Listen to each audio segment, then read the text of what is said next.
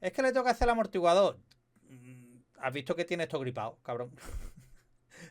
Si tienes esto gripado, arregla primero las violetas y el basculante y toda la historia, que todo fluya y después ya te metes en el amortiguador. Pero el amortiguador no puede funcionar bien si tienes las violetas gripadas. Es que es de cajón.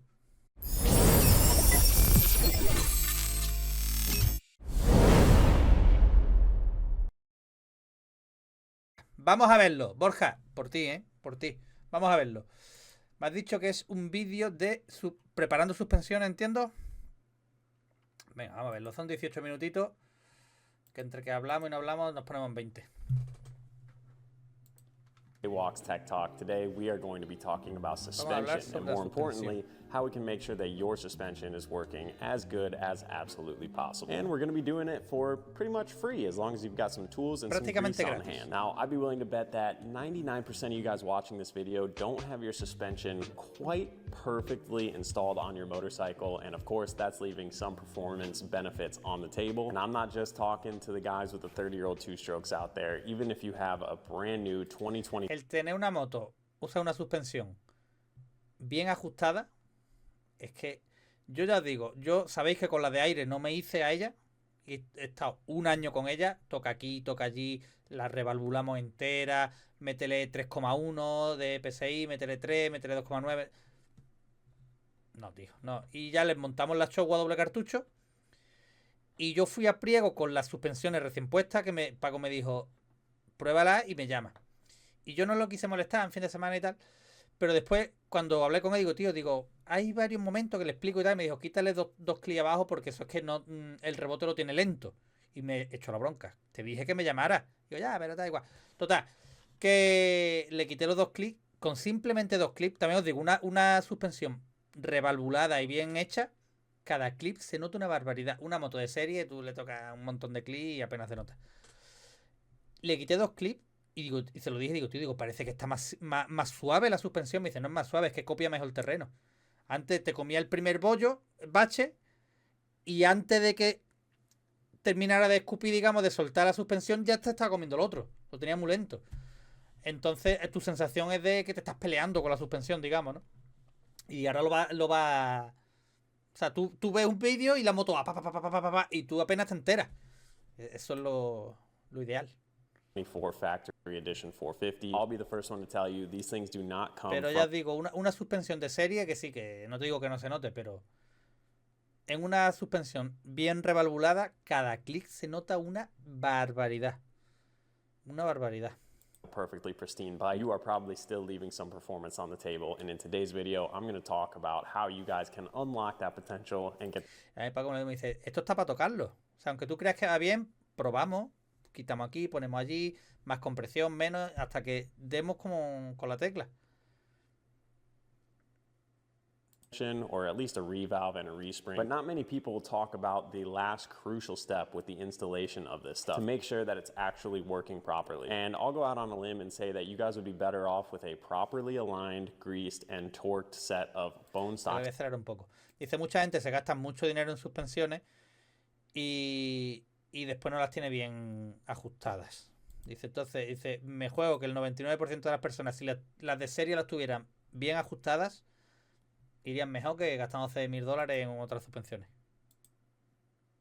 Suspension than you would be with a misaligned, mistorqued, and misadjusted set of factory AQUÍ suspension. And after doing a little Google search, there's really not much information out there on the topic. So I figured with my knowledge as a professional racer and my own full-time mechanic, I would make a comprehensive guide on the topic and help you guys make sure that your bikes are working perfectly. And of course, there's going to be some bikes out there that do just have extremely old suspension that maybe doesn't have any oil, maybe it's got some broken parts, and you guys will actually benefit from taking your bike. También habrá gente, dice, también habrá motos muy viejas, habrá gente que tenga el aceite de la suspensión 150 horas, que ya es agua sucia, ahí ya poco va a notar los clics.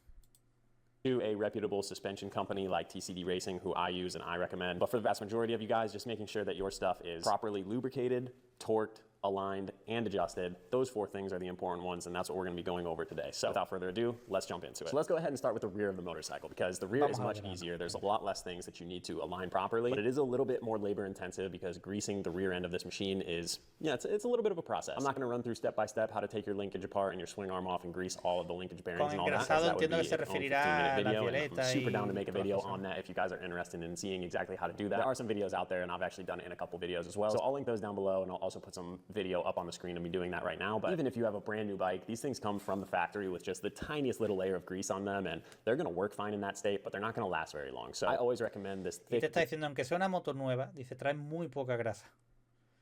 Dice, y es muy... Eso es verdad. Hay motos que las tocas y tú dices, tío, es que le toca hacer el amortiguador. ¿Has visto que tiene esto gripado, cabrón? Si tienes esto gripado, arregla primero las violetas y el basculante y toda la historia, que todo fluya, y después ya te metes en el amortiguador.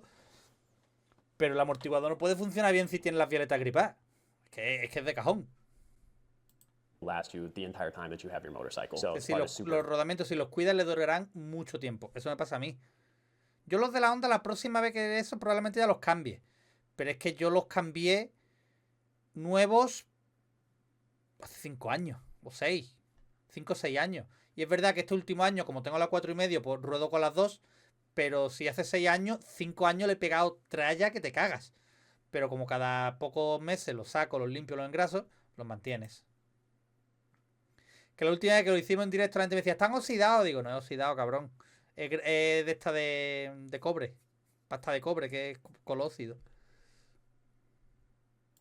Torque these bolts. Ideally, you'll have someone sitting on it while another person torques the bolts, but I kind of just drape over the side and put a little weight on the seat while I torque these down. You want to make sure that you torque the bolts that are connected to the chassis first. So on the linkage, that's the pivot that goes through the swing arm, and then for the linkage arms, it's the one that goes through the frame itself. Hard to get an actual torque wrench on these. You can get like a wrench tip for a torque wrench. I don't have one, so you kind of just have to guess with an open end wrench. After those, you move on to the shock bolt at the top where it bolts into the chassis, and then finally the one below where the shock bolts into the linkage. Applying some pressure onto the seat the whole time so that the linkage and everything is all settled in place. The biggest difference I notice when I tighten it on the stand versus off the stand is that the rebound is way faster and just a lot more free feeling when you have weight on the motorcycle when you torque it all down. Realistically, while you're riding, you probably put enough forces through this that it will settle itself eventually, but it just feels better knowing that you did it the right way. Once you have everything greased and torqued down, it is time to set your sag, and this is going to be different for each motorcycle. For the KTM, I tend to like to run around like 103 or 104. This Motion Pro sag tool is super useful. It has the adjustable bottom like plumb that you put in the rear axle, and then you make a mark on the rear fender, you put it at 0, and then when you're sitting on tener un muelle para ti, para tu peso. O sea, si pesas 100 kilos y tienes un... A lo mejor no tienes que pesar 100 kilos, a lo mejor pesas 87, por ejemplo. Pero sumas bota, peto, casco, tal, y te pones 90 y tanto largo, cerca de 100 kilos, ¿eh? Entonces, tener la suspensión a tu peso, tu muelle, tenerlo bien en la altura, como tiene que estar, eso es importantísimo. On the bike, however far down the rear fender goes, is how much it's sagging. You don't have to do any math. So highly recommend this sag tool. And I also recommend doing sag while standing with no hands on the handlebar. This is controversial, but in my opinion, this is the only way to accurately and consistently get the same reading. If you try and take sag while you're sitting on the seat, it can drastically change just depending on if you sit a couple inches forward or a couple inches backwards, and it's really hard to get the same reading over and over again. As you can see, here I'm on the front of the seat, here I'm on the back, and the difference is huge. If you're standing straight up and down on the pegs and you're not holding on to handlebars or anything that you can pivot your weight on, if you lean your chest way forward, your butt sticks out backwards to counterbalance and the sag remains the same. Same if you lean a little bit far backwards, the sag will remain the same no matter what. So in my opinion, standing is the only right way to set sag, and you will constantly see the pro guys setting sag like this, so checkmate, that's the right way to do it. So as we can see, not too much going on with the rear of the motorcycle. As long as you have things greased up and torqued in the right order with a little bit of pressure on that rear end, you're pretty much going to be all right. And then of course, getting a good sag reading. And at the end of the day, the sag number isn't as important as the consistency of the sag. It doesn't necessarily matter whether you like 102 versus 105 better. What matters is that if you like 102, you can make it 102 every single time. But now let's move on to the front of the bike where things get a little bit more tricky. We obviously have 2 independent fork legs. We have the front axle, triple clamps, handlebars, all sorts of stuff in there that we need to make sure is aligned perfectly. And once you know the correct order to do things in, it's not very difficult. It's just kind of difficult to visualize it at first and figure out what order you need to go in. But luckily, I've done all that for you, and I will run you guys through the steps. The front end is definitely more important than the rear end, in my opinion. All of your weight is above the rear shock, so even if it's really crusty and not greased well, the rear shock is still still going to work pretty well because all of your weight's on top of it, so you have a lot of force going into that rear shock. The forks, on the other hand, don't have quite as much weight going on them, so they have to be sensitive to a much lighter input of force on them. But at the same time, your forks normally land first on a big impact, so they also have to be very stiff in order to account for something like that. One of the biggest things that people come up to me at the track is they go, hey, my forks just feel super harsh through the little choppy stuff, but they keep blowing through and bottoming out on jump faces and landings. And to me, that is a dead giveaway right off the bat that their forks are not aligned properly. And what's happening is because they're... Dice, la mayoría de gente me dice, son muy ásperas en las primeras baches, los primeros pa. Dice, pero igualmente sigo haciendo topes. Y dice, eso es un claro indicio de que no están bien alineadas. It's creating a bunch of friction in the forks and creating what I like to call a crust. It's almost like if you have some crunchy snow, you can walk across the top of it if you're really careful, but if you put enough pressure, you break through that crust into the soft undersnow. And it's kind of like the forks. You have so much friction caused by the misalignment that at first they feel harsh and you feel like you have to put a lot of pressure in them to get them to move. But then finally, once you put enough pressure to break through the friction and you go into the valving, it's really soft. And that's kind of what you're feeling. A lot of people will feel it really harsh and choppy, like coming into a corner that's really choppy because their forks literally might not be moving. Those little inputs of the chop aren't enough to break through the crust. And so they go back to their van, get out the trusty flat blade, and they start softening the valving, which actually doesn't help with that friction at all. It doesn't make it feel any better on that little chop. But what happens is then when you start hitting jump faces, you're just blowing through. And you're like, what the heck? Is my stuff stiff or is it soft? And I think it's a big reason why people are afraid to go with a stiffer suspension setup, even if that's what they really need. But sometimes people will ride my bike and they're like, dude, Eso pasa cuando sacas la rueda delante para algo, cambia cubierta, lo que sea. Hay mucha, yo lo he visto lo de Paco, allí de gente que llega, tío, es que tal y cual. Y pasa eso, que la aprieta tal y dejan las barras un poco, ¿sabes lo que os digo? Tienen que estar perfectamente alineadas. Es fácil, pero a la vez difícil, la gente no lo suele hacer. My suspension is way stiffer, it's just not binding, so it feels nice and soft and supple on that little chatter coming into the corners, but you'll notice I never bottom my forks out. Tú tienes esa fricción, te da la sensación de que es muy áspera, la pones más blanda, con lo que todavía es peor, porque al final sigues teniendo esa fricción y cuando entra el valvulado en juego, pues está muy blando.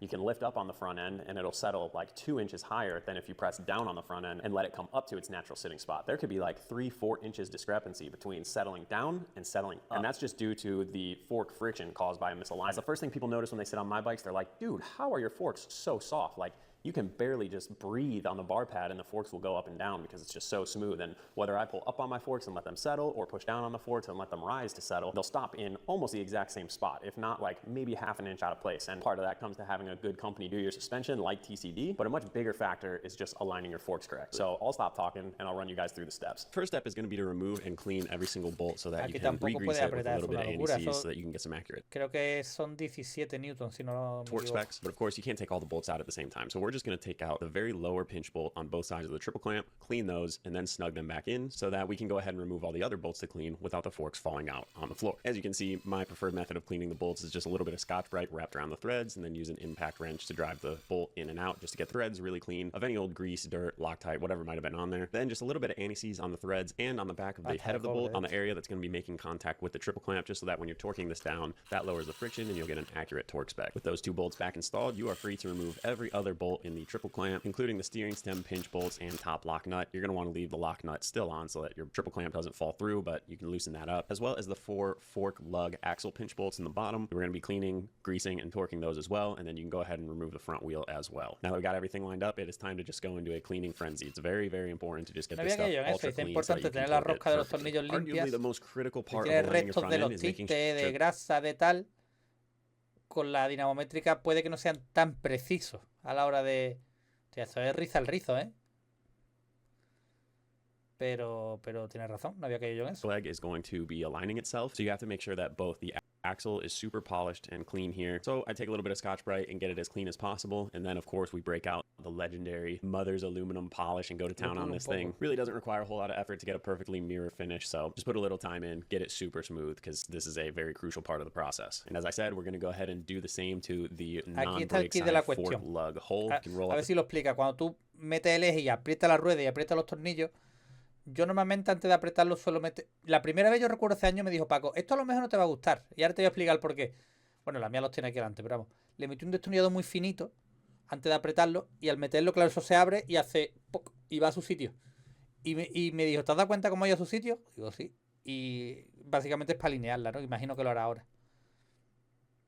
the Scotch Desde Brite, entonces lo he hecho and then siempre. take a little bit of that aluminum polish and make sure it is absolutely beautiful. And then you can go ahead and take the axle and make sure that it goes in freely. There might be a little bit of friction, that's okay, but as long as it moves pretty freely in there and you can twist it around, that should be plenty good. But you definitely don't want any corrosion or metal burrs or anything that's going to create friction in there. Now that it's all clean, it's time to install a little bit more anti-seize on the threads and underneath the bolt heads of every single bolt here. The only bolt that gets Loctite is the one that pinches the steering stem. This one cannot come out or come loose because that can cause your steering stem to crack. So anti-seize on every bolt, Loctite on the steering stem pinch bolt, and then a little bit of assembly lube on the axle just to make sure that it doesn't corrode and to help it slide around in that fork leg like I was saying.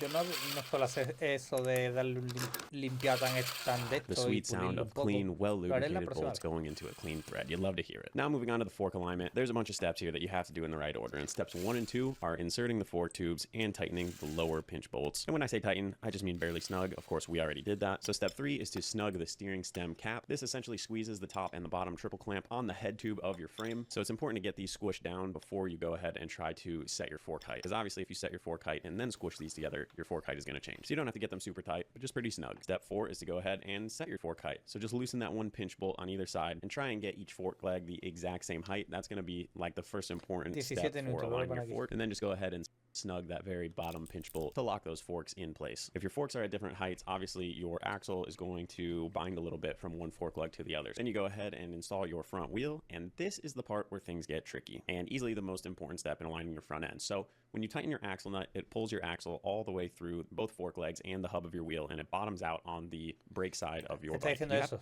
Cuando la tuerca va a tirar del eje para adentro. To pinch the axle so that it doesn't spin, but you can't pinch it on the brake side because then the axle won't pull through the brake side lug. So you have to tighten the non-brake side pinch bolts in order to tighten your axle nut down. That'll ensure that your axle goes all the way through the brake side lug and bottoms out on the nut, and that will ensure that your axle is perfectly perpendicular to your brake side fork leg. And now here's the tough part, aligning your right fork leg on that little lip of the axle that we talked about earlier to make sure that it is perfectly perpendicular to your axle. A eso es lo que yo me refiero. Estáis fijando ese movimiento en la barra más para acá o más para allá, o en su sitio. Si la barra está para acá, imaginaros el funcionamiento que va a tener. Que es lo que él se refiere con la fricción que tiene ahí. There's a couple different ways to get the job done here. The most popular, but in my opinion, the less preferred method is to tighten the brake side pinch bolts and re-loosen the non-brake side pinch bolts. That's necessary so that the lug can slide on that lip. Then go ahead, pull the front brake in, and push down on the front end to get the forks moving up and down. The thought process here is that while the forks are moving up and down, they'll naturally cause that fork lug to center on the lip on the axle. La pones en el caballete, giras la rueda y coges el freno de golpe y lo haces varias veces y igual te sirve. And doesn't necessarily make things perfect every single time. Of course, once you pump it a few times, you would then tighten down the pinch bolts on this side. The way I prefer to do it, and I think is the better way to do it, is once you get your axle nut tight, you can loosen all of your pinch bolts and you can still get a wrench on your axle nut and spin the entire axle. By spinning it in a clockwise direction, it's not actually going to tighten the nut anymore. It's just going to cause the whole axle to spin inside of the fork lugs. And you can see here, the only way the axle is going to spin is if your fork legs are perfectly aligned. So you can take that right side fork leg and move it far to the inside on that lip or far to the outside. And no matter what, when you go ahead and spin the axle inside the fork lug, it's going to automatically center that fork leg. So in my opinion, this is a much more consistent way to do it. You can see whether I push it inward or pull it outward, it settles in the same exact spot. And that tells me that that is perfectly aligned. So that's the tricky part. Once you have that out of the way, you can go ahead and torque all of those axle pinch bolts to 15 Newton meters. At least that's on my bike. And then you can go ahead and torque the bottom pinch bolts of the triple clamp to 12 Newton meters. Of course, check out your manual to figure out your torque specs for your bike. And then we snugged down the top cap earlier, but now it's time to actually set the desired tension on it. And there's not a magic number here. It's more so just based on feel. The more you tighten down that top cap, the stiffer it's going to make your steering. So if you want kind of the poor man steering stabilizer, you can really crank down on this nut up on the top. I like mine to be fairly stiff. I don't want my handlebars flopping side to side. I like some resistance so that I kind of have to tap the handlebars a few times to get it all the way over to the stop. So ultimately, personal preference here, just figure out what you like. The top triple clamp bolts have to be loose here so that the triple clamps can actually squeeze the head tube like I was talking about earlier. If you have all of the bolts tight, this is not going to do anything. It's just going to tighten the nut on the top of your triple clamp. Once you have that set, torque the top triple clamp bolts. Mine are 17 Newton meters. Yours could be different. And then the very final step is to install and torque the steering stem pinch bolt. I think this is exclusive to Austrian bikes. If you have a Jap bike, you might not have this bolt, so good for you. But if you have Austrian, this bolt's super critical to get right. All right, so there you have it, guys. A comprehensive guide on how to perfectly clean, grease, torque, align, and adjust your suspension to make sure that's... Muy interesante, Borja, el vídeo. Muy interesante. Yo no era tan escrupuloso con esa cosita con los tornillos y tal. Y lo voy a hacer a partir de ahora. Lo voy a hacer. Si es verdad que hago mucho hincapié en dejarla bien alineada y tal, porque Paco me lo enseñó en su día. pero, y el eje lo limpio un poco, lo engraso, tal, pero no tan. Y lo voy a hacer. Pero vamos, yo, como a mí las suspensiones me las toca Paco y me las hace Paco de TRS. Para mí, lo mejorcito que hay en España. Y yo cualquier duda que tengo, cualquier cosa, le doy un toque. Oye, Paco, me pasa esto, me pasa lo otro, tal. Lo mejor que hay. Pues, gente, ya es tarde. Ya llevamos, yo qué sé, un montón de tiempo. Son las 11 de la noche. Nos vemos mañana, ¿vale? Nos vemos mañana con más, pero no mejor, porque es imposible. Venga, buenas noches a todos.